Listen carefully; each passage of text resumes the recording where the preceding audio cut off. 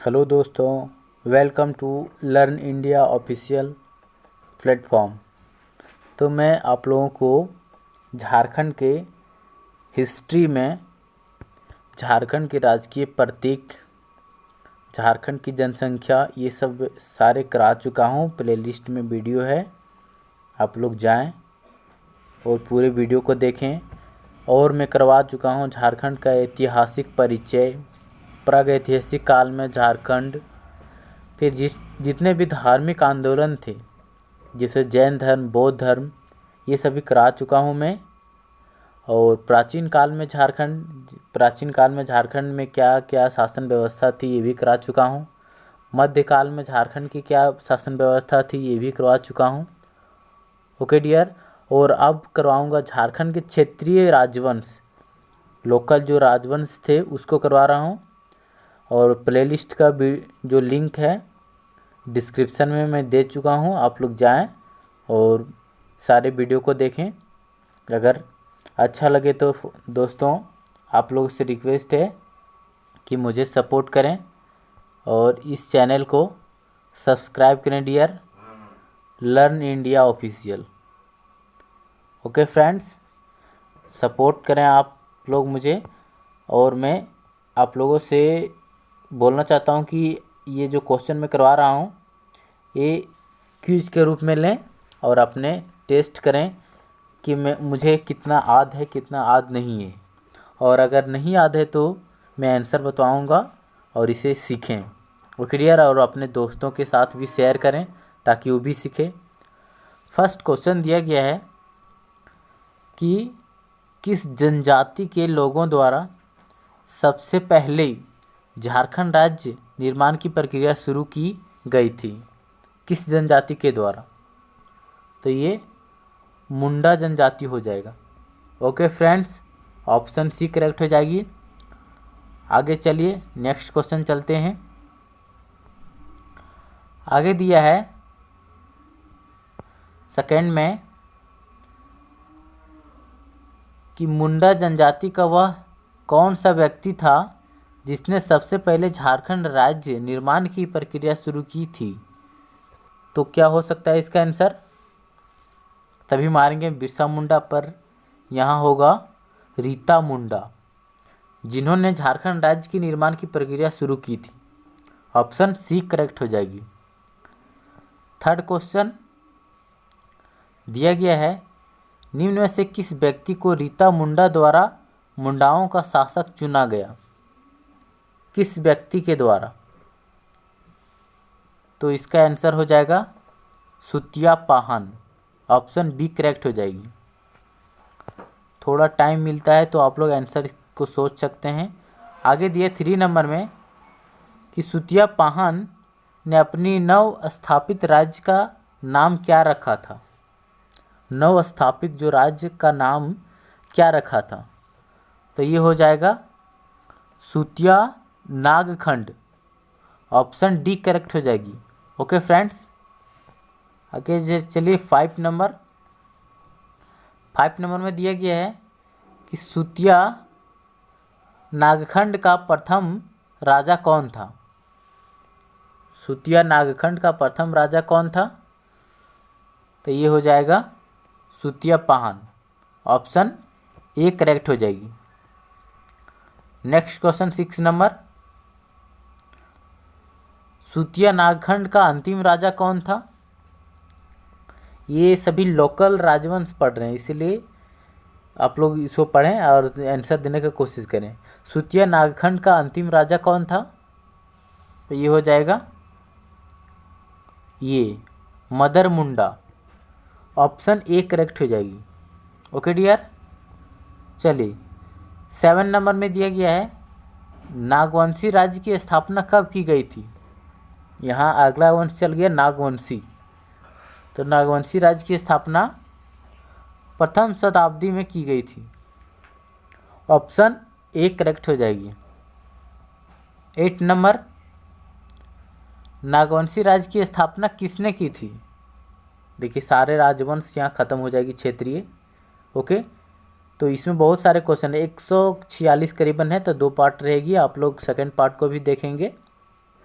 8 number का हो जाएगा फन्नी मुकुट राय। नागवंशी राज्य की स्थापना किसने किया था? तो फन्नी मुकुट राय। चलिए नेक्स्ट क्वेश्चन 9 नंबर, प्रथम नागवंशी राजा कौन था? प्रथम नागवंशी राजा जो संस्थापक रहेंगे वही रहेंगे ना, फन्नी मुकुट राय। ऑप्शन बी करेक्ट हो जाएगी। चलिए आगे 10 नंबर में दिया गया है, नागवंशी शासक फन्नी मुकुट राय की राजधानी थी, क्या थी राजधानी? तो सुतियाम्बे। ऑप्शन बी करेक्ट हो जाएगी। चलिए 11 नंबर, 11 नंबर में दिया गया है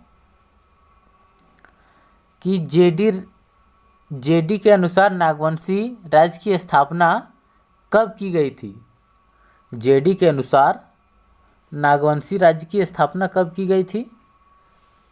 तो आंसर आप लोग दें 10वीं शताब्दी में। ओके दोस्तों, ऑप्शन सी करेक्ट हो जाएगी। आगे दिया है 12 नंबर, नागवंशी शासक फन्नी मुकुट राय का राज्य कितने परगनों में विभाजित था?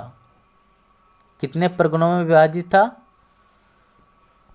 तो 66 परगनों में। ऑप्शन सी करेक्ट हो जाएगी। चलिए आगे दिया है 13 नंबर, निम्न में से किस राजा को नागवंश का आदि पुरुष कहा जाता है? नागवंश का आदि पुरुष किस राजा को कहा जाता है? तो इसका आंसर ए करेक्ट हो जाएगी, फन्नी मुकुट राय। नेक्स्ट क्वेश्चन 14 नंबर, फन्नी मुकुट राय का विवाह निम्न में से किस राजघराने की राजकुमारी से हुआ था? किस घराने के राजकुमारी से हुआ था? तो हो जाएगा आंसर पंचेत।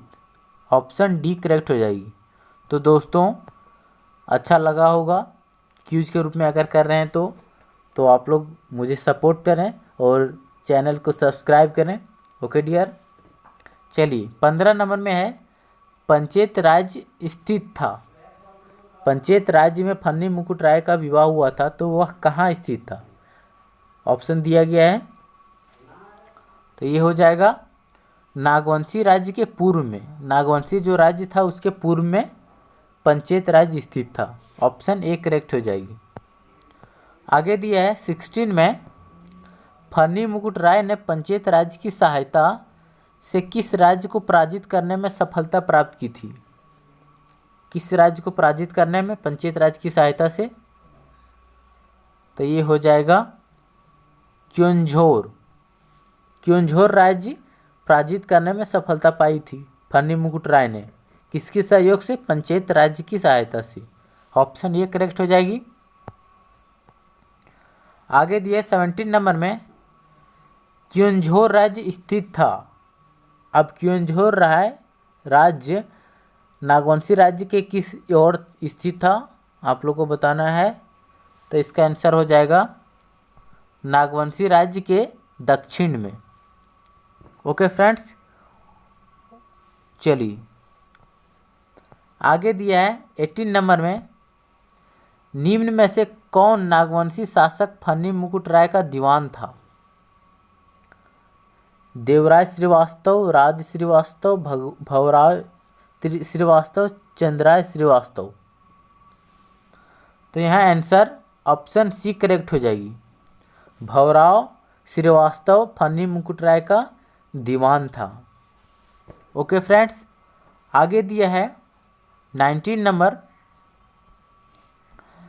कि किस नागवंशी शासक ने अपनी राज्य में गैर आदिवासियों को आश्रय प्रदान किया? किस गैर आदिवासियों को आश्रय प्रदान किया था नागवंशी शासक जो था? तो ये हो जाएगा फन्नी मुकुट राय। ऑप्शन ये करेक्ट हो जाएगी। चलिए 20 नंबर, नागवंशी शासक फन्नी मुकुट राय की हत्या किसने की थी? ऑप्शन दिया गया है, रघुनाथ सिंह, बागदेव सिंह, भीमकर्ण, सोमनाथ। तो 20 का बागदेव सिंह हो जाएगा। बागदेव सिंह ने फन्नी मुकुट राय की हत्या की थी। एमसीक्यू के माध्यम से आप लोग कर रहे हैं, पूरे हिस्ट्री को तो अच्छा समझ में आता होगा, कोशिश करता हूँ। आगे चलिए 21 नंबर में, निम्न में से किसके शासनकाल में पलामू किला का निर्माण किया गया था? पलामू किला का निर्माण किसके शासनकाल में कराया गया था? तो ये हो जाएगा प्रताप राय। ऑप्शन सी करेक्ट हो जाएगी। ओके दोस्तों, चलिए 22, प्रताप राय ने अपनी राजधानी को सुत्याम्बे से किस स्थान पर स्थानांतरित कर दिया था? सुत्याम्बे से अपना राजधानी क्या किया था? स्थानांतरित किया था। तो ये हो जाएगा, कहाँ किया था? चुटिया। ऑप्शन बी करेक्ट हो जाएगी। नेक्स्ट क्वेश्चन 23, निम्न में से किस नागवंशी राजा ने सबसे पहले कर्ण की उपाधि धारण की थी? नागवंशी राजा जो था, सभी ने क्या किया था? कर्ण की उपाधि धारण की थी। तो सबसे पहले किसने किए थे? तो 23 आंसर बी करेक्ट हो जाएगी, भीमकर्ण। नेक्स्ट क्वेश्चन 24, नागवंशी राजाओं द्वारा धारित कर्ण की उपाधि किस राजवंश से प्रभावित थी? कर्ण की जो उपाधि धारण किए थे, तो यह किस राजवंश से प्रभावित थी? आंसर देना है। तो ये हो जाएगा कलचुरी राजवंशी। ऑप्शन सी करेक्ट हो जाएगी। 25 नंबर, बरवा की लड़ाई में सरगुजा के रक्सेल राजा को किसने पराजित किया था? बरवा की लड़ाई में सरगुजा के रक्सेल राजा को किसने पराजित किया था? तो ये भीमकर्ण को पराजित किया था। Okay friends, option A correct हो जाएगी। नेक्स्ट क्वेश्चन 26 नंबर दिया है, बरवा की लड़ाई में विजय के उपरांत भीमकर्ण ने बरवा के साथ पलामू के किस क्षेत्र पर अधिकार कर लिया? किस क्षेत्र पर अधिकार कर लिया? ऑप्शन यहाँ दिया गया है, तो ये हो जाएगा B correct, Tori. Next question, निम्नलिखित में से किस नागवंशी राजा ने भीम सागर का निर्माण कराया था? निम्नलिखित में से किस नागवंशी राजा ने भीम सागर का निर्माण कराया था? तो 27 का बी हो जाएगा, भीमकर्ण। भीमकर्ण ने भीम सागर का निर्माण करवाया था। ये याद रखना आसान है, भीम सागर का निर्माण भीमकर्ण ने किया था। नेक्स्ट क्वेश्चन 28 नंबर, बरवा की लड़ाई में भीमकर्ण को निम्न में से किस देवी देवता की एक मूर्ति प्राप्त हुई थी? किस देवी देवता की एक मूर्ति प्राप्त हुई थी? ऑप्शन दिया गया है, आंसर बताएं। वासुदेव। ऑप्शन सी करेक्ट हो जाएगी, वासुदेव यानी श्री कृष्ण जी। नेक्स्ट क्वेश्चन 29, निम्न में से किस नागवंशी शासक ने खुखरा को अपनी राजधानी बनाया था? तो किसने बनाया था? भीमकर्ण ने। Okay dear, option C correct हो जाएगी। आगे दिया 30 नंबर में कि निम्न में से किसके आक्रमण से बचने हेतु भीमकर्ण ने अपनी राजधानी को खुखरा से स्थानांतरित कर दिया था? किसके आक्रमण से? तो ये मुस्लिम आक्रमण यानी दिल्ली सल्तनत होगा या तो गुलाम वंश होगी। चलिए नेक्स्ट क्वेश्चन, इनमें से कौन सा नागवंशी राजा लोधी वंश के समकालीन था? दिल्ली सल्तनत में ही लोधी वंश था, तो लोधी वंश के आक्रमण के कारण से ही स्थानांतरित किए थे। तो नागवंशी राजा जो चल रहा था उसमें लोधी वंश के समकालीन था, तो कौन से राजा था नागवंशी? तो 31 का डी हो जाएगा। उपरोक्त सभी प्रतापकर्ण, छत्रकर्ण, विराटकर्ण, ओके फ्रेंड्स, तीनों के तीनों लोधी वंश के समय शासन कर रहे थे। 32 नागवंशी शासक प्रतापकर्ण के समय राज्य किसके विद्रोह से त्रस्त था? ओके फ्रेंड्स, नागवंशी शासक प्रतापकर्ण के समय राज्य किसके विद्रोह से त्रस्त था? तो ये घटवार, ऑप्शन ए करेक्ट हो जाएगी। नेक्स्ट क्वेश्चन 33 इनमें से कहाँ के राजा ने खुखरागढ़ की घेराबंदी करके प्रतापकर्ण को किले में बंदी बना दिया था? कहाँ के राजा ने? तो ये हो जाएगा तमाड़ के राजा ने खुखरागढ़ की घेराबंदी करके प्रतापकर्ण को किले में बंद कर दिया था। नेक्स्ट क्वेश्चन 34 तमाड़ के राजा की बंदी से मुक्त होने में प्रतापकर्ण की मदद निम्न में से किसने की थी? किसने मदद की थी तमाड़ के राजा की बंदी से मुक्त होने में प्रतापकर्ण को?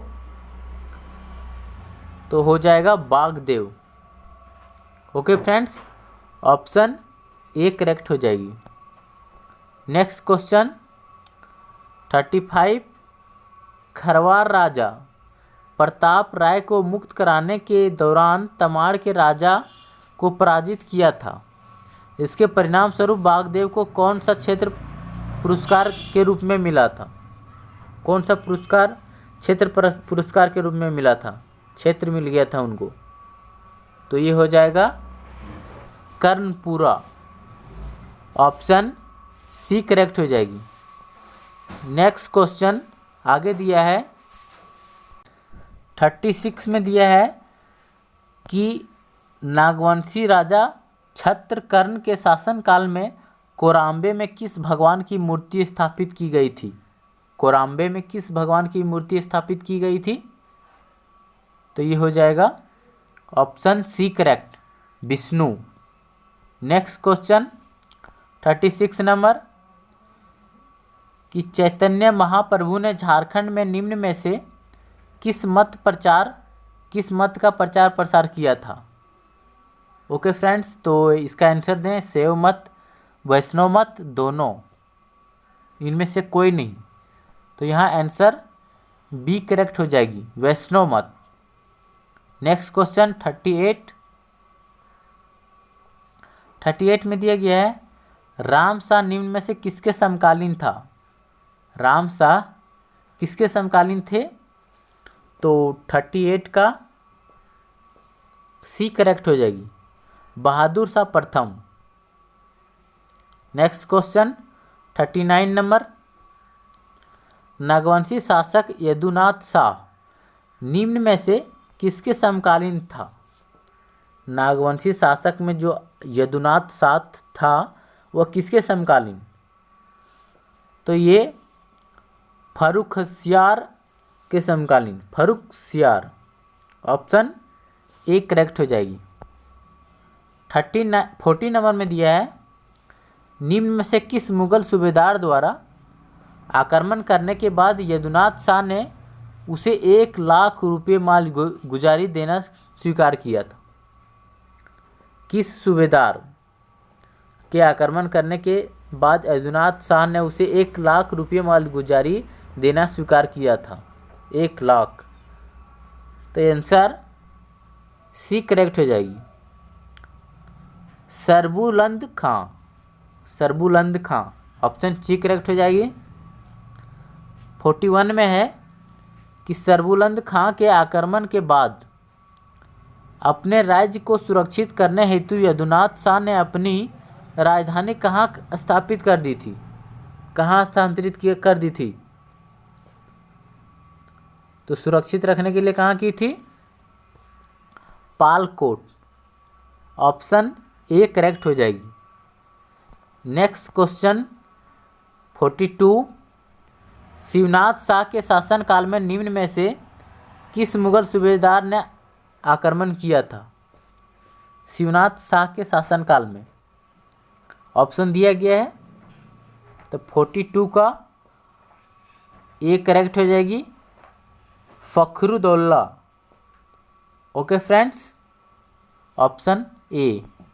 नेक्स्ट क्वेश्चन दिया है 43 फखरुद्दौला के आक्रमण के पश्चात शिवनाथ शाह ने कितने रुपये मालगुजारी देना स्वीकार किया? तो कितने रुपये?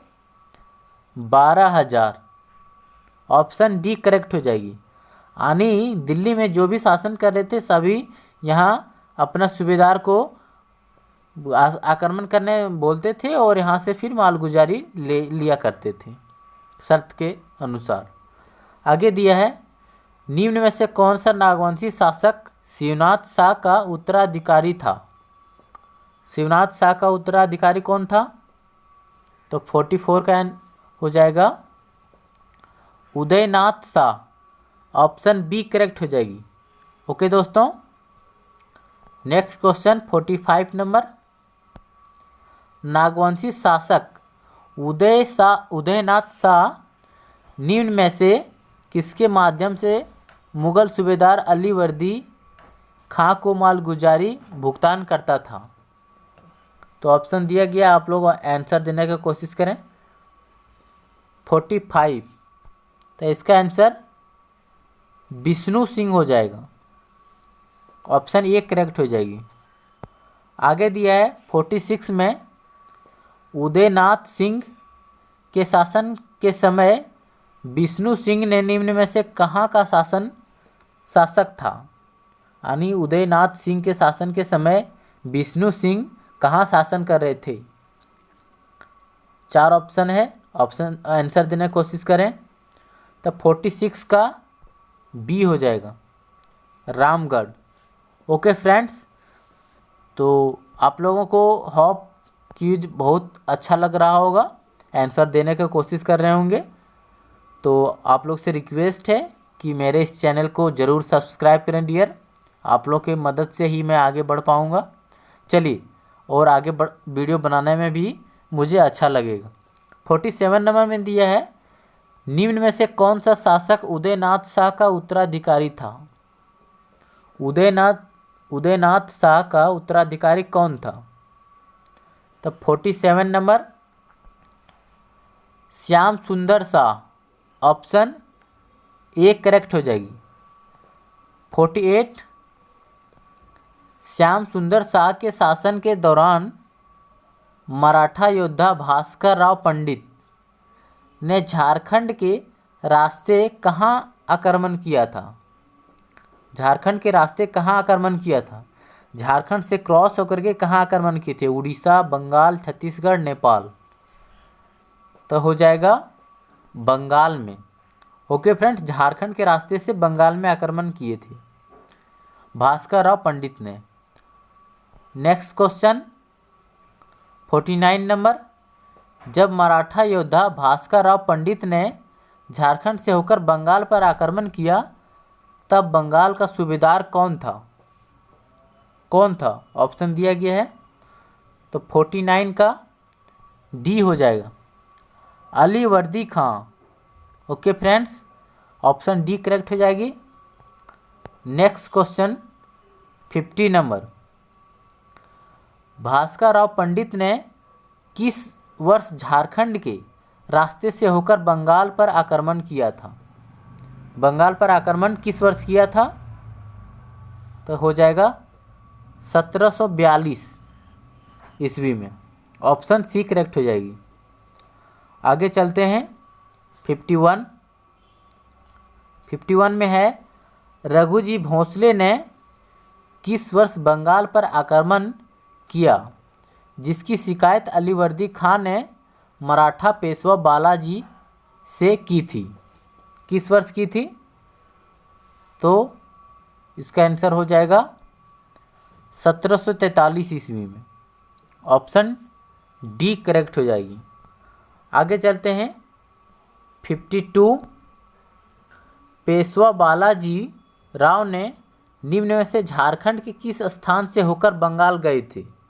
पेशवा बालाजी राव झारखंड के किस स्थान से बंगाल गए थे?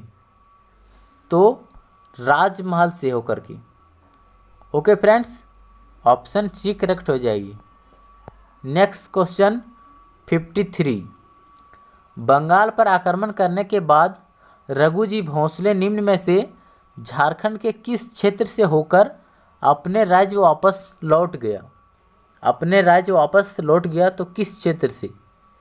तो 53 का मानभूम, ऑप्शन बी करेक्ट हो जाएगी। ओके फ्रेंड्स, आगे चलते हैं।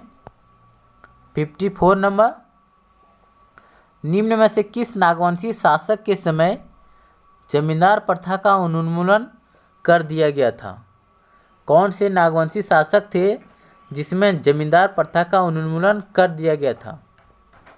तो ये हो जाएगा Sharannath Shah, option B correct हो जाएगी। तो डियर, इसमें 75 क्वेश्चन होंगे और नेक्स्ट जो पार्ट रहेगा अगला वीडियो में रहेगा, तो आप लोग से रिक्वेस्ट है कि उस वीडियो को भी ज़रूर देखें। चलिए आगे चलते हैं और मुझे सपोर्ट करें डियर, सब्सक्राइब करके। चलिए आगे दिया 55 नंबर में, निम्न में से किसने अपनी राजधानी को दोयसागढ़ से सतरंजी, सतरंजी कहाँ पड़ता है? स्वर्ण रेखा नदी के किनारे, स्थानांतरित किया था? तो आंसर देना है किसने किया था। तो ये हो जाएगा एनीनाथ शाह, ऑप्शन सी करेक्ट हो जाएगी। 56 नंबर, निम्न में से किस शासक ने हटिया बाजार को बसाया था? किस शासक ने हटिया बाजार को बसाया था? तो 56 का आंसर दें एनीनाथ शाह, ऑप्शन डी करेक्ट हो जाएगी। नेक्स्ट क्वेश्चन 57 नंबर दिया गया है, नागवंश की राजधानी व उसके संस्थापक के संदर्भ में कौन सा मिलान गलत है? आंसर दिया गया और 4 ऑप्शन है, आप लोग बताने की कोशिश करें। तो सुत्याम्बे फन्नी मुकुट राय, यस। दोयसा दुर्जन शाह, पालकोट यदुनाथ शाह, रातगढ़ ये सारनाथ, ये गलत हो गया फ्रेंड्स, यही ऑप्शन रॉन्ग है। ओके डियर, चलिए आगे चलते हैं। 58 नंबर, छोटा नागपुर पर शासन करने वाले नागवंशी शासकों में कौन शामिल नहीं था? कौन शासक जो है छोटा नागपुर पर शासन नहीं किए थे? तो 58 का विक्रम कर्ण, ऑप्शन डी करेक्ट हो जाएगी। इन्होंने छोटा नागपुर पर शासन नहीं किए थे। 59 नंबर, पलामू में सबसे पहले किस क्षेत्रीय राजवंश ने शासन स्थापित किया था? किस राजवंश ने? तो 59 का सी करेक्ट हो जाएगी, रक्सेल राजवंश। Okay dear, next question 60 number, Raksel स्वयं को क्या मानते थे? जनजाति, राजपूत, मराठा? तो रक्सेल स्वयं को क्या मानते थे? तो राजपूत मानते थे, ऑप्शन बी करेक्ट हो जाएगी। आगे दिया 61 में, रक्सेलों का मूलतः किस क्षेत्र से पलामू में आगमन हुआ था? रक्सेल जो था किस क्षेत्र से पलामू में आगमन हुए थे, पलामू में आए थे? तो अभी राजपूत खुद को बोलते थे, इसलिए राजपूताना क्षेत्र से, ऑप्शन सी करेक्ट हो जाएगी। 62 में दिया गया है, रक्सेलों के शासन के समय पलामू में किस जनजाति की संख्या सर्वाधिक थी? कौन सी जनजाति जो थी वहाँ ज़्यादा थी? तो हो जाएगा खरवार, ऑप्शन सी करेक्ट हो जाएगी। तो दोस्तों, आप लोगों से अगेन रिक्वेस्ट करते हैं कि मेरे चैनल को सब्सक्राइब करें डियर, और मुझे सपोर्ट करें, ताकि मैं आगे जितने भी बाकी हैं सारे मैं करवाऊँ। ओके, चलिए टाइम को वेस्ट किए बिना स्टार्ट करते हैं फिर से। 63 में दिया है, निम्न में से किस वंश ने रक्षेलों को अपदस्थ किया था? किस वंश ने रक्षेलों को अपदस्थ किया था? तो इसका आंसर चेरो वंश ने। ओके फ्रेंड्स, चेरो वंश ने क्या किया था? अपदस्थ किया था रक्षेलों को। Next question 64। रक्षेलों के पलामू शासन के समय खरवार जनजाति के शासक थे, कौन थे? तो इसका आंसर प्रताप धवल हो जाएगा। ऑप्शन ए करेक्ट हो जाएगी। नेक्स्ट क्वेश्चन, चेरो वंश की स्थापना किसने की थी? चेरो वंश की स्थापना किसने की थी? तो हो जाएगा भागवत राय ने। ऑप्शन डी करेक्ट हो जाएगी। Next question 64। चेरो वंश की स्थापना कब की गई थी? ये सारे इंपॉर्टेंट हैं डियर्स, और अगर ये सब वन लाइनर अगर हमको नहीं समझ में आता है, एमसीक्यू मतलब नहीं याद रहेगी, तो फिर प्रॉब्लम हो जाएगी, क्योंकि ये सब सारे इंपॉर्टेंट वंश हैं। चलिए 66 नंबर में दिया गया है कि चेरो वंश की स्थापना कब की गई थी? तो चेरो वंश की स्थापना 1572 ईस्वी में किया गया था। ऑप्शन बी करेक्ट हो जाएगी। आगे दिया 67। निम्न में से कौन सा चेरो वंशीय राजा बहादुर शाह, जहांदार शाह तथा फर्रुखसियार के समकालीन था? चेरो वंश के कौन से राजा? ऑप्शन दिया गया है डियर, आप लोग आंसर बताएं। तो हो जाएगा इसका आंसर डी, साहेब राय। बहादुर शाह, जहांदार शाह और फर्रुखसियार इसके समकालीन चेरो वंश के कौन थे राजा थे? तो साहेब राय। आगे दिया है 68। निम्न में से साहेब राय का उत्तराधिकारी कौन था? साहेब राय का उत्तराधिकारी कौन था? रंजीत राय। ऑप्शन सी करेक्ट हो जाएगी। और 69 नंबर में दिया है रंजीत राय के शासनकाल में बिहार का कौन सा मुगल सूबेदार पलामू आया था? कौन सा मुगल सूबेदार पलामू आया था? तो 69 का सरबुलंद खां। आगे भी इसके बारे में पढ़ चुका हूँ कि सरबुलंद खां क्या आया था? बिहार के सूबेदार पलामू आया था। किस समय? रंजीत शाह के शासनकाल के समय। आगे दिया है 70 में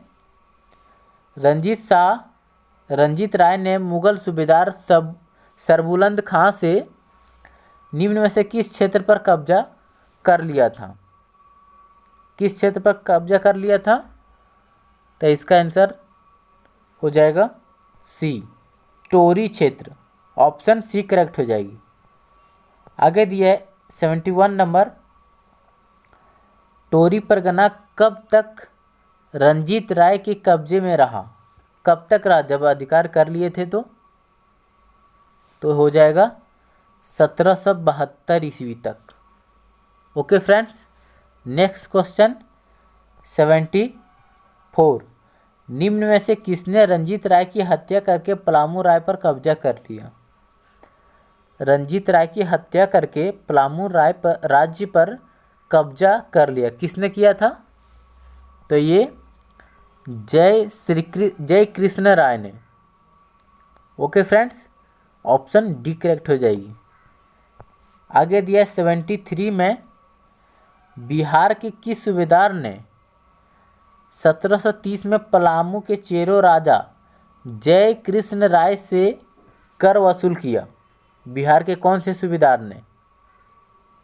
तो ये हो जाएगा Farrukhdaula. Okay dear, option D correct हो जाएगी। फर्रुखदौला ने जय कृष्ण राय से कर वसूल किए थे। आगे 74 नंबर में है बिहार के सूबेदार फर्रुखदौला ने चेरो राजा जय कृष्ण राय से कितना रुपया सालाना वसूल किया था कर को? तो 74 का बी करेक्ट हो जाएगी, 5000 रुपया। तो डियर फ्रेंड 75 से 146 तक अगला वीडियो पार्ट 2 के रूप में रहेगा, झारखंड के क्षेत्रीय राजवंश। ओके डियर, और आप लोगों को होप बहुत अच्छा लगा होगा यह क्विज। तो आप लोगों से थोड़ा रिक्वेस्ट है कि मेरे चैनल को सब्सक्राइब करके मुझे सपोर्ट करें डियर, और यहाँ तक पूरे वीडियो देखने के लिए धन्यवाद।